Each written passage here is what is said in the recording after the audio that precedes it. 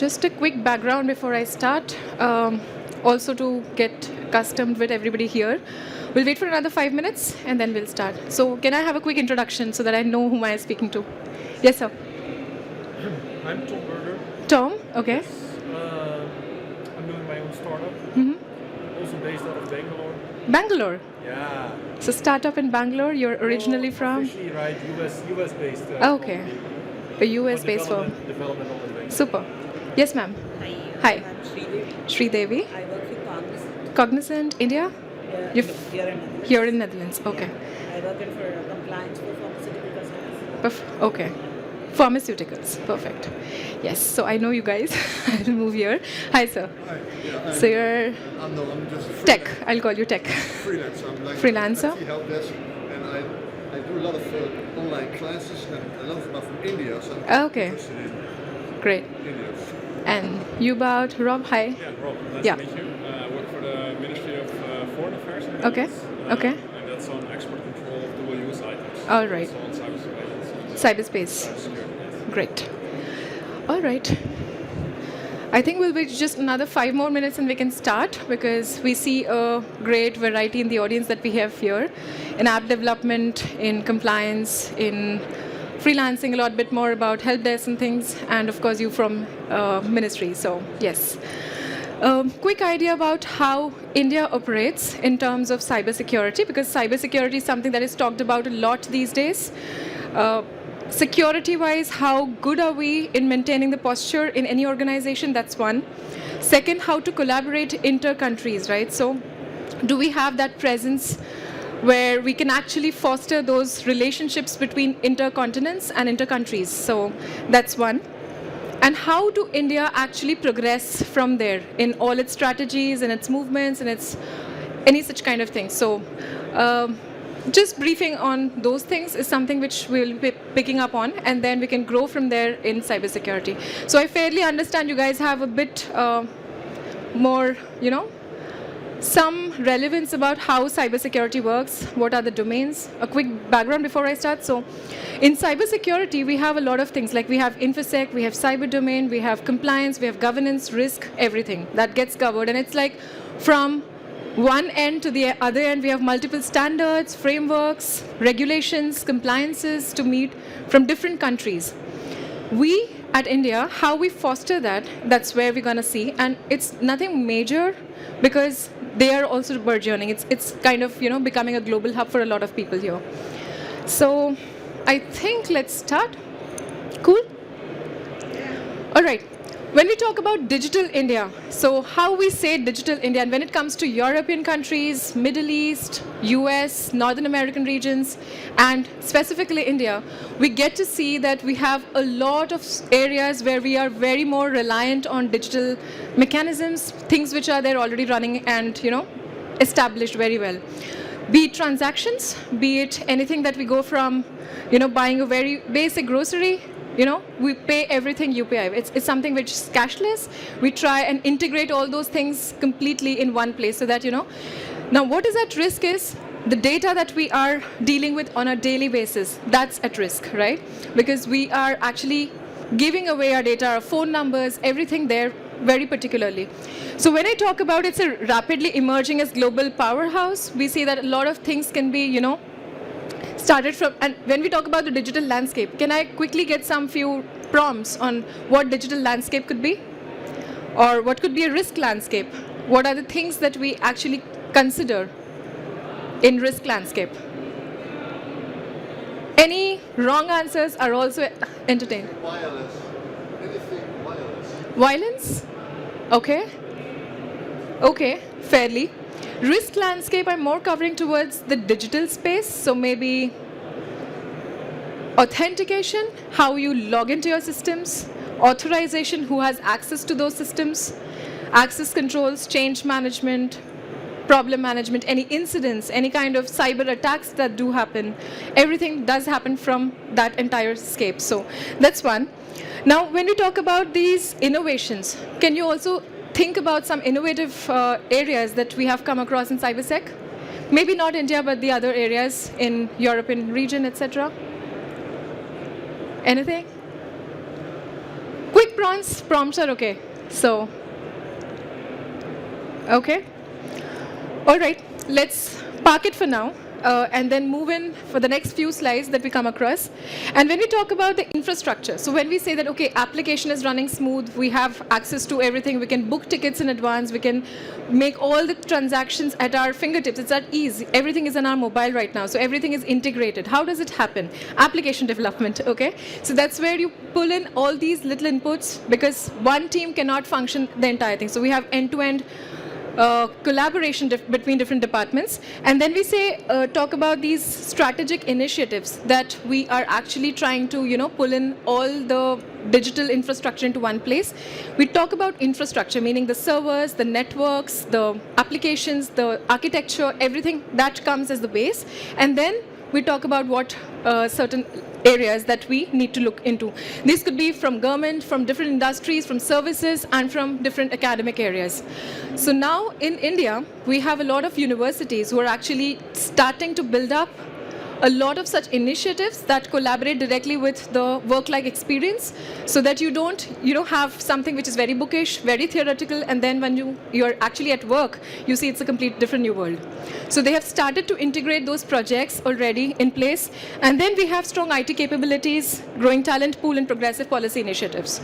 So when I say policy initiatives, what do you understand by policy? Because anything that we start, it has to come from top, and then it will, kind of trickle down, and it will have its functions or operations going through. So what is policy? A policy is a document, fairly right, but what is a policy? Like, how do we say, okay, this is a policy, I have to abide by it, or this is something which it is a kind of directive? Yes. Perfect. So for owning any organization, at first you would require something that will govern the entire function, will govern the entire organization at first, okay? So if you're opening a small startup, let's say, you will need to know how will the startup function, what are its units, how will it have a governance. So that is a policy. It's a directive control which is to be adapted and abided by. It's a mandate. So policy is a mandate. It's a mandatory step that you need to actually do, and then from there you will have multiple processes, user guides, manuals, frameworks, guidelines. So all this will follow, which will align to the policy. So if you have policy right, then you have multiple other documents that you'll have to actually look through and continue doing that, okay? So this is something that will actually help you in governing. Yes, please. Policy initiatives so progressive in this case? Okay, good question. So how does a policy makes it more progressive, right? So, okay, let's say there is one organization that you start in 2003, okay? And there's one organization that you started in 1921, okay? Something that got established at that point in time will have a different set of policy. And that company is continuing its operations throughout in so many centuries and, so many years by now. So do you see a point that it has to be evolving as per the evolving landscape of the threat, of the risk, of the activities that are happening around in cyberspace? Definitely yes. So when we say a policy is kind of documented for an organization, be it a government organization, a private organization, service-oriented, industry, anything, be it, there is competition in the market. There are a lot of things that is coming and evolving. So once the policy is documented, it does not mean that it's, you cannot mandate, you cannot change it. Of course, it's a strategic document. Of course, it's a document which is something which is coming from the top and it's there, right? So you have amendments for it. You have addendums. So you have policy addendums that gets drafted year on year depending on what changes have been coming in the firm. And likewise, of course, if it's progressive, it will adapt to all that is going around in the world, in the market, in the industry, and it will adapt to it. Like, for example, these days there is a talk in the entire world that people are trying to limit their data in their respective countries. Be it India, we have recently published the data privacy law there, the DPDP Act, okay? Europe always, like in the past 5, 6, 7 years by now, it has been heavily relying on GDPR, and multiple other countries like you have Canada has PIPEDA, PIPEDA, it has Brazilian Act in Brazil, certain many US harbor laws, Californian Act, so many acts that actually work around our data privacy. So if any policy which is mandated will have certain amendments, it will definitely align to all these requirements which are coming from regulatory, from different bodies, from statutory requirements, from anything, like be it a mandate or a guideline, or maybe a framework which the cybersecurity has actually raised, like CERT. So any emergency kind of thing that, or maybe advisories which are coming in, that will be adaptive. So I hope it answers. And that's where we say progressive policy initiatives. So once the policy is drafted, you will still have addendums, you will still have SOPs aligning to it. Yeah? So that's about me. So I am more of a second line person, InfoSec, and also worked in IT, which is the third line of defense in any organization. I've catered to multiple, you can say, around different industries, ranging from automotive, banking and finance, from all service industries. I started from TCS, so really, heavily rely on multiple software and multiple initiatives that were there, and also in banking transforming initiatives. I've given multiple certifications which are relevant, and I will also suggest you guys to look through multiple foundation courses that you can look through. Assess risk profiles in multiple domains, SOC 2 ISO 27001, also majorly in cloud these days, which is the talk of the hour also, and conducted multiple assessments and security audits in different domains, as I was briefing. So little less about me and more about the topic. Let's move on. You can connect with me after the session, and also we can stay connected on LinkedIn. Now, when we say about India's cybersec landscape, we have the growing imperative. When we talk about what are the challenges, opportunities, and priorities, let's have a quick look about the challenges that we face. So in India, then we talk about cyber threats, incidents, hacking attempts, red teaming activities. Do you understand what is a red teaming activity and what is a hacking attempt? Or you think it's same? Hi, sir. So we were just discussing about certain areas. We are thinking more about what is pen testing, red teaming, ethical hacking, attacks. Does it ring a bell to anybody, or will I be speaking Hebrew? Okay?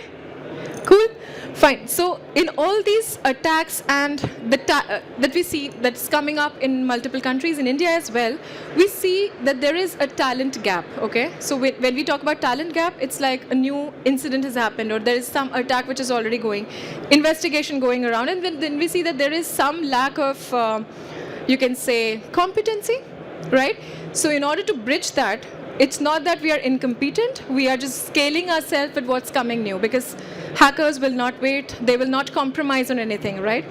So in India, we have been targeting these challenging areas in the regulatory landscape and trying to fix this in terms of what's coming next. So when we talk about these statistics, it's about the type of crimes that have happened in India.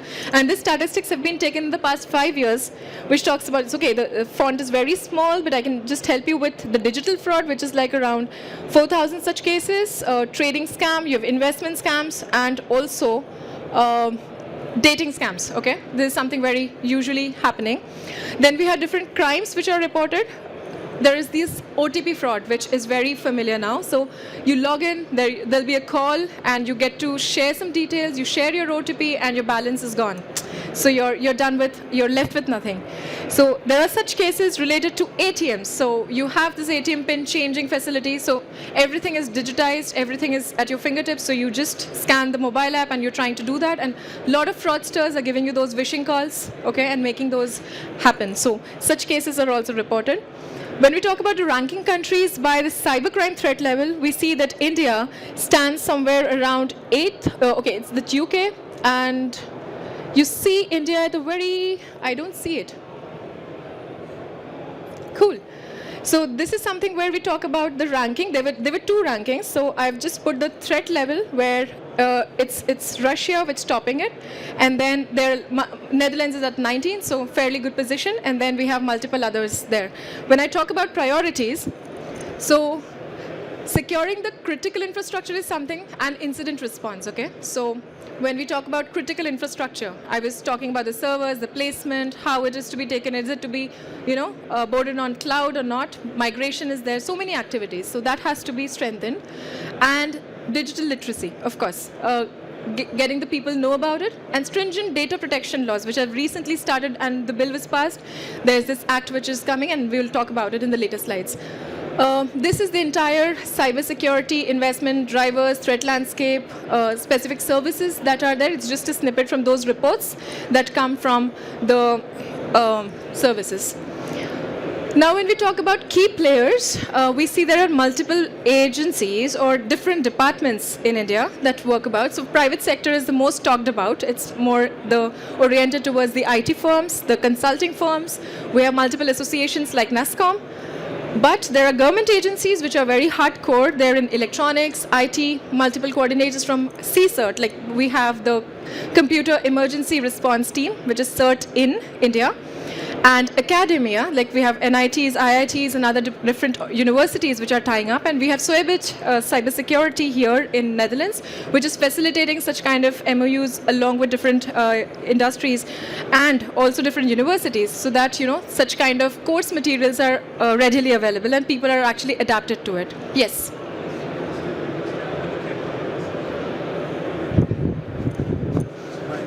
Stand on the other side of the screen For the camera. Cool. And then we have international partnerships. So when we talk about international partnership, how are we collaborating with global pioneering marketeers for the best practices in strengthening the defenses? Okay. Any idea on how the business runs around it, like cybersecurity and so many countries around working together? So it's kind of a thing where multiple reports are published when you see the stand of multiple countries in different areas. Like we have good SOC, like Security Operations Center. Some areas, some countries are very good at, vulnerability assessments and red teaming activities. Some are very good at pen testing activities. So those ratings are also mentioned in multiple reports that are being published. Then strengthening the digital infrastructure, we talk about government strategic initiatives. We have national cybersecurity strategy. So when we talk about national cybersecurity strategy, we come up to countries' digital assets. What are the assets? How do we define an asset? Device. Sorry? For example, a device. Device, yes. Which device? Yes? Server, mobile. Mobile, laptop, assets. Something in general. I can't hear you. Something in general you want to protect. Something in general, as in what could be the assets? Is it like a device or Mobile devices, laptops, print. Okay. The data, yes. So, yes, perfect. So those are the things which are actually the country's digital asset, which you will not have a hard copy of, but it's something which is very important. You are a digital asset because you have your date of birth, your phone number, your email address, your address, everything, which is like a PII, okay? So personally identifiable information is also an asset. And asset to the companies and organizations, definitely yes. Those peripherals, the devices, the USBs, everything, okay? We have sectoral CERT deployment. We have certain teams which we have energized. And now there's a very beautiful concept of CERT, okay? So we have these emergency response teams, very active, threat intelligence playing at the front foot and then also giving us advisories, okay? What happens is, there are certain incidents which happen and then there is a team which investigates it. So there is a SOC team, right? Normally, SOC will also apply to the second line where they'll work along with the InfoSec or the Cybersec team. These days, they have been, targeting more towards line of business to the first line of business, so that, the SOC can also be integrated or collaborated with the first line of defense. So it's a very immature style of saying it, that it's a 1.5 level of defense, which normally is not the case. So first line is business, second line is InfoSec, and third line is audit. But for SOC, we are also trying to build up that concept of 1.5 line of defense, okay? And then we have cyber hygiene awareness. Now, what is cyber hygiene awareness? We know things are going wrong. We know what is to be done. We know the mitigation controls, the risks around it. So we just need to make it more aware with the people. There are multiple training sessions happening, multiple organizations actually focusing on those areas. So when we talk about nationwide campaigns, these campaigns could be a lot. Like, I've not listed them here, but then once you start looking for the statistics and for all the data, you'll get a lot of it where there are multiple inventories, or you can say a lot of things where you actually look through in different domains of cybersec. So there are certifications, there are normal courses that you can go through in LinkedIn, Coursera, etc., Udemy, a lot.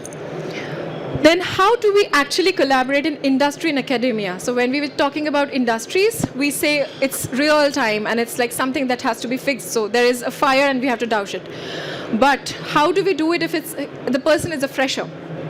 How it can be done, because you just have the bookish knowledge, right? So you know there is a theory, you know this is the mitigation control, but when it comes to actual deployment in the real time, it becomes difficult. So most of the industries are now taking those trainees, training them in those areas in academic. They're having joint partnerships with multiple projects in different industry sponsored programs. So they have these very specific, maybe it's a consulting firm, so they will have a trainee actually go through all those things, okay?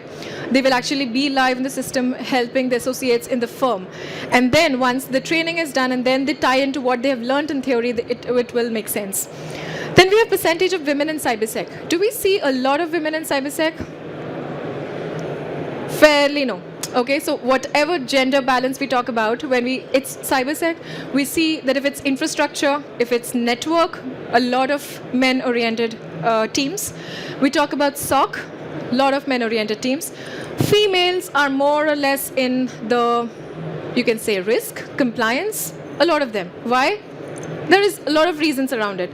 But in the last 6-7 years, or maybe a decade, there has been a lot of rising participation of female in the firms, and it's risen to around 20%, with maximum raising to 24% in risk. Okay.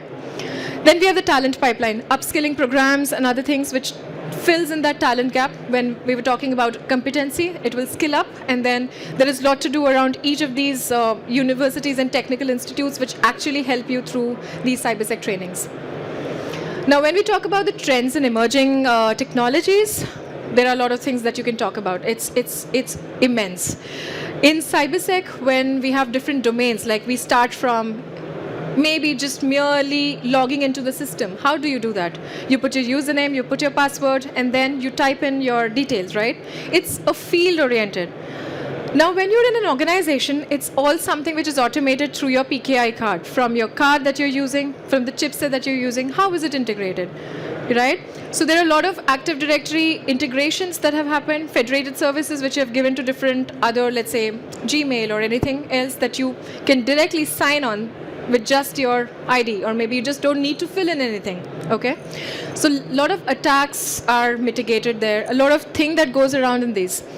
But when we talk about emerging technologies, we have AI-driven. AI is something which is like everybody is talking about it. But what is AI? ML, machine learning. So AI, ML, NLP, a lot of good terms, but what exactly?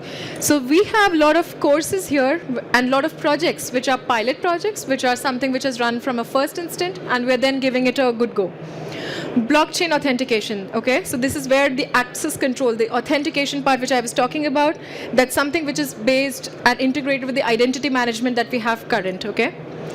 Third is Cybersec and quantum computing. Have you heard about quantum computing? Anybody? Cloud computing was something that we heard in the past 15 years, right? And now we've been hearing a lot about quantum computing. Is it something very well established? Answer is no. What we are doing, we are progressing towards it. We have a lot of projects, pilot projects, research, development going around in this area. And for the best part, we have another speaker, so Anil Subedar, who will be actually looking into Cybersec and quantum computing in the next slot. I think you can check in the Cyber app and Cybersec app, and you can get that. So there will be a lot more insightful information given in quantum computing. And fourth is cloud security. Can you help in suggesting few areas how you've adopted cloud in the past 2 years now? Are we scaling up that good? Just like, hi. So we are talking about the cloud security, and then we see a lot of companies like AWS, and then we have Azure, we have GCP, all these clouds, plus the vendors like Oracle Cloud Infrastructure has come in. So how do you see that we actually have adopted cloud, or we are totally dependent on it? So there are multiple projects that come around in this, from migration to limiting your data to your own country.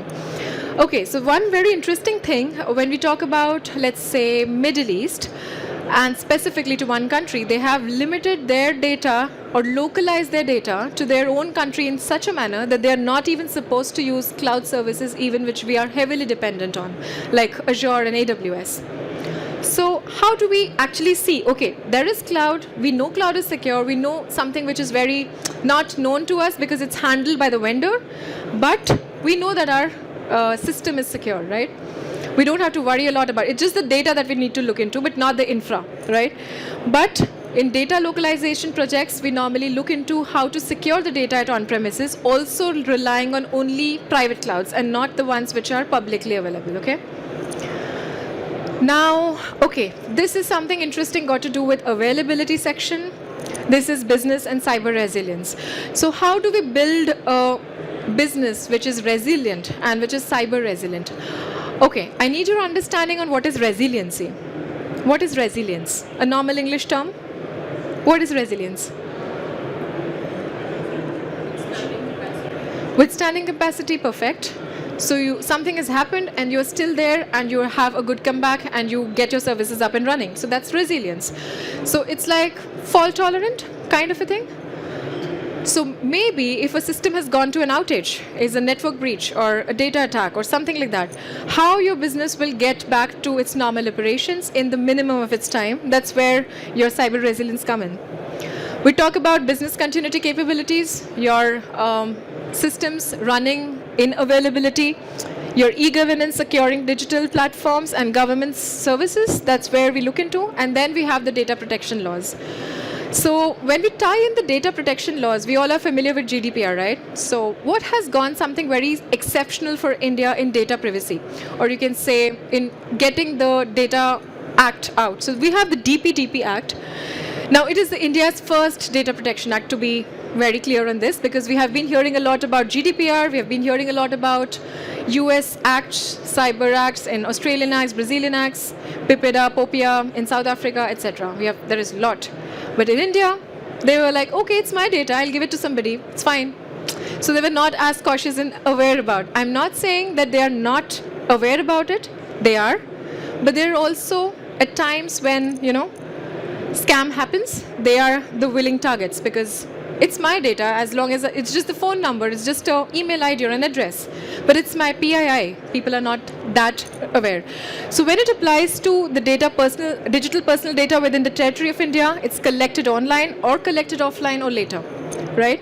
It's also applicable for processing the digital personal data outside the territory of India. So if you're dealing with the data which is Indian data, but you're accessing it overseas, so that's where it also will be applicable to goods or services which are being with the data principles within the territory of India. So it's both the data which is inside and the data which is being used outside with different industries or services.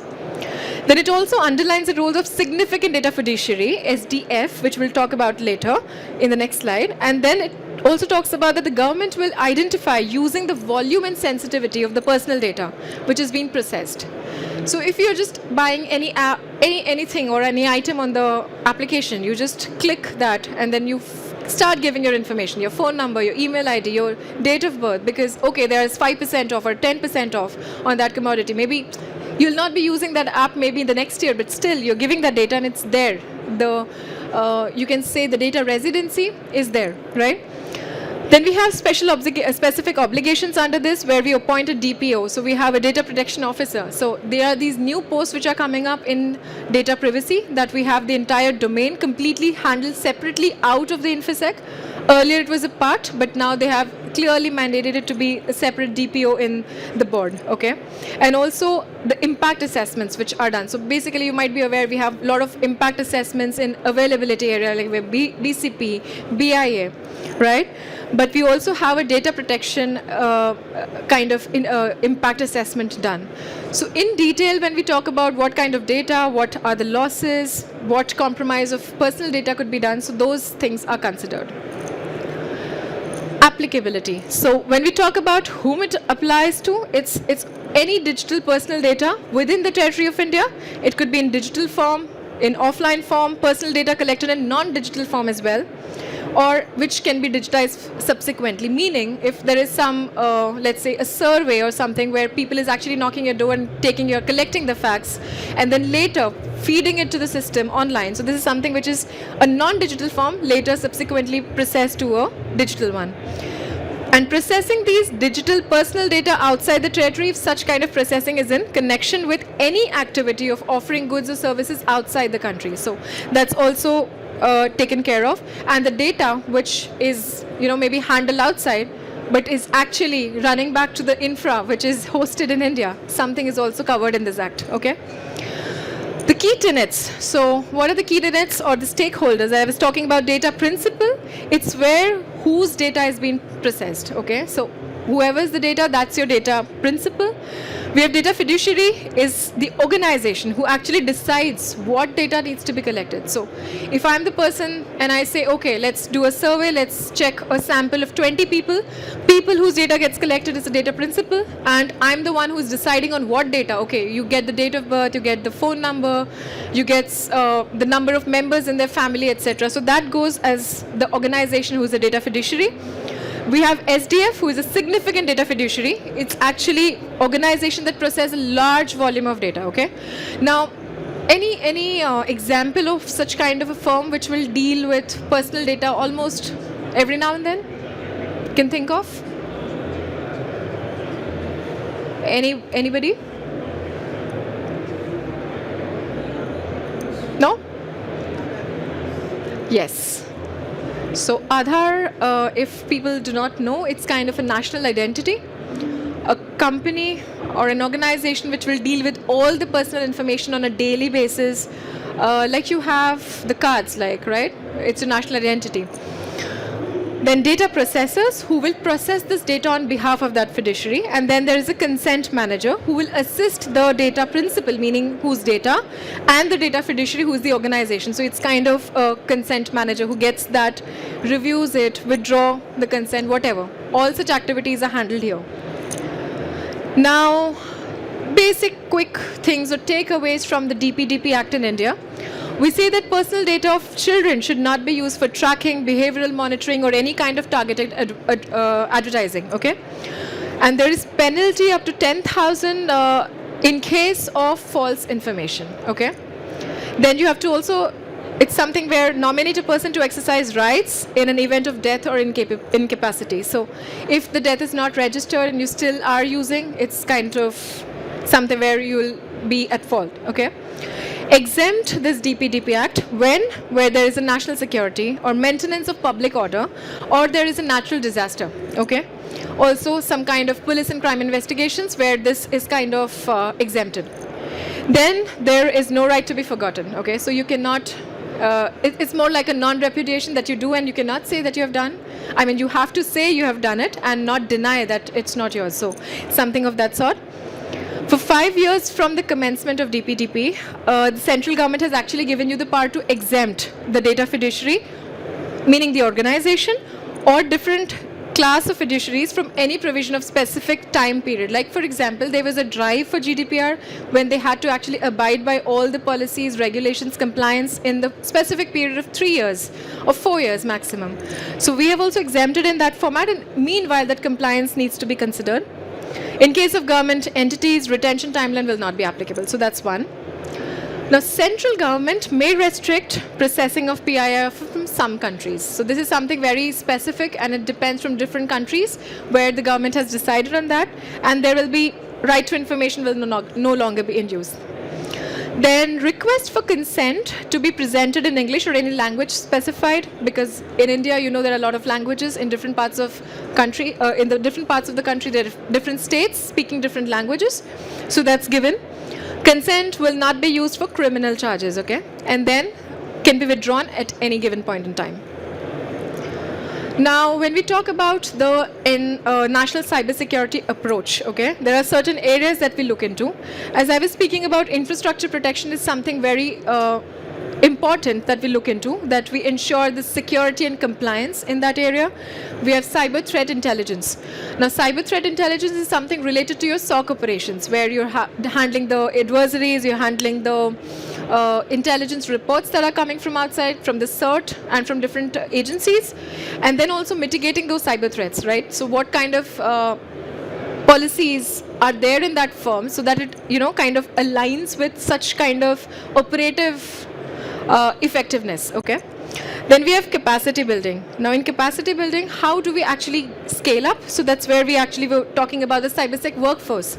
So every workforce will have to have a fostering innovative means and areas where you actually look into the cybersec domain. And then we have international cooperation, of course. Cross-border is something that we look into. Now, this is almost coming into the end of where we say that, we have certain cybersecurity practices in India. We foster it along with different countries around. But how do we shape it into the future? Like, there are so many different entities working in different domains, in industries, in different government organizations. So continuous adaptation is something that we need to look into, okay? We have to continue evolve it, and the way the response time, basically. So if there is an incident, we always try that, okay, this incident has occurred here. There are certain triage times, and we need to actually abide by that. Once that is done, the incident has to be closed. So the turnaround times have to be really fast and smooth. Then we have ecosystem collaboration. So when we talk about ecosystem, what's your basic understanding on that? Cyber ecosystem, if I can term it? Because if you see, there are so many different departments. There is network team, there is security operations team, there is change management team, problem management team, then there is somebody who look into the Active Directory. There's so many things, right? So you have to build in, and it has to be a closely cohesive ecosystem. It could include within the organization, it could include within the government, different agencies, and that's where also universities come into picture when we talk about academia, right?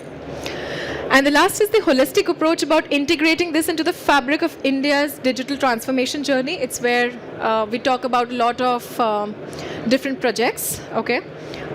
We have multiple cybersec events that keep happening in India. We have Cocoon, we have Nalcon. Nalcon is something which also happens outside India, so it's something which is taken on a very serious note, and people from different geographies do connect, present their ideas, and we continue from there. So that's all about what we had for the session today, just wrapping it clearly on time, possibly. You have any queries or anything to interact on? We can take it up now. Good? All good? Boring session? All are away. Good to know. So anything you have, you can connect. Maybe my LinkedIn ID, you can check on this. It's a link. But yes, I'm Namrata Dutta. You can find me, or maybe scan this for all the information here. We can connect and then continue on our journey to cybersecurity. All right. See you around then. Thank you.